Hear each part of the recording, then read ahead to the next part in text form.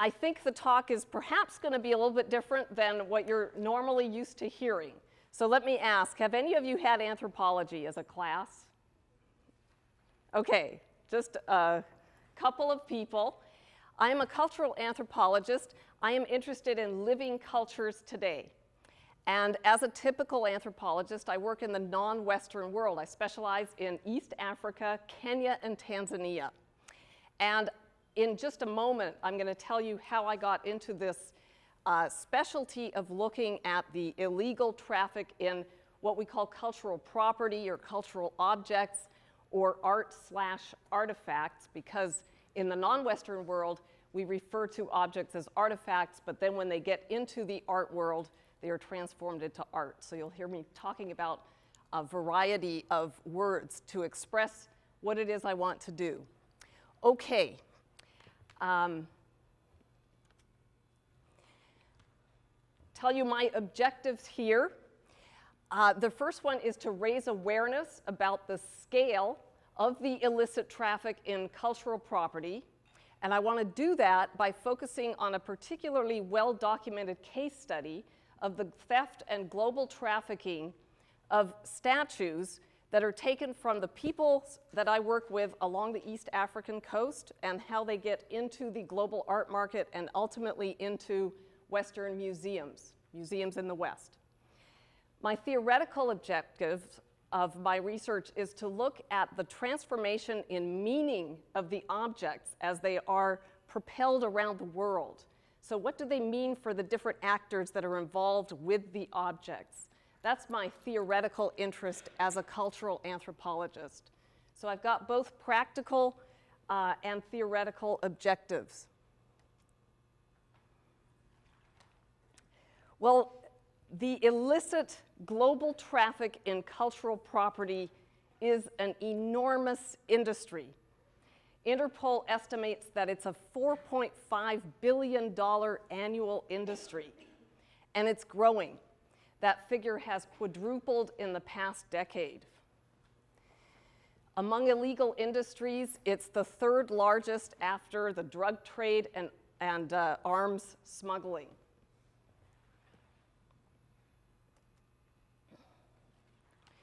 That $4.5 billion figure includes objects stolen, for example, from museums, such as one that many of you, I'm sure, are familiar with, last August's theft of Edvard Munch's painting The Scream from a museum in Norway, which has not been found, so it's out there somewhere. And Norway is offering a reward for its return.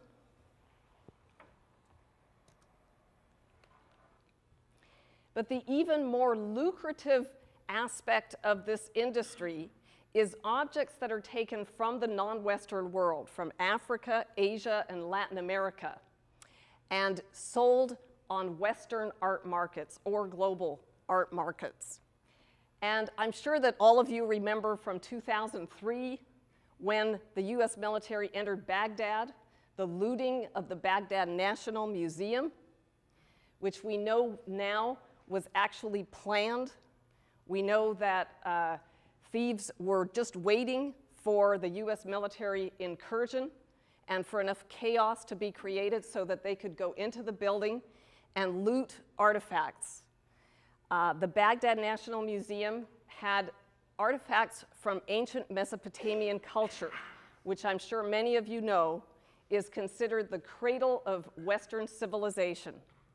A civilization that's between 5,000 and 7,000 years old, and the Baghdad Museum had some 17,000 objects from ancient Mesopotamia, which were stolen during that looting activity.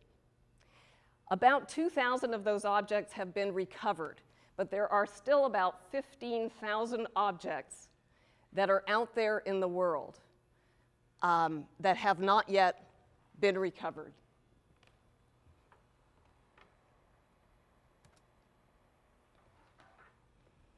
Well, I'm going to talk about why the global trade in non-Western objects in particular is especially destructive. But just so we have an introduction, I'm going to be focusing on Africa since that is my specialty. And interest in African artifacts in particular is at an all-time high. You see a couple of examples here. These are both West African artifacts from Nigeria, and they are on the global red list of objects that have been stolen, and should they appear on the global art market, police should be notified. Now, you certainly don't have to read this. I just wanted you to see. This is a copy of an article that was sent out by Reuters, which is the equivalent in Europe or in Britain of the Associated Press Wire. This is from just over a month ago, from January 29th. And what it details is that French customs officers seized a cargo of ancient artifacts just over a month ago that they think were destined for Belgium, and Belgium is considered a hot spot for selling non-Western art. So as you can see from the article, the cargo included over 170 million-year-old dinosaur bones, close to 700 stone objects dating back to the Neolithic era, as well as close to 30 pieces of pottery, which again are on that global red list. So this activity continues today. In fact, it's scaling up. So it's becoming an increasing problem.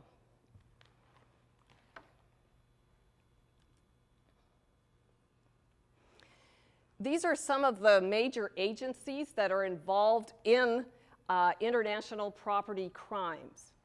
Interpol, which probably everybody has heard of, and these are their websites. But some that you are probably not as familiar with, the International Council of Museums, which is responsible for the red list. There's the logo.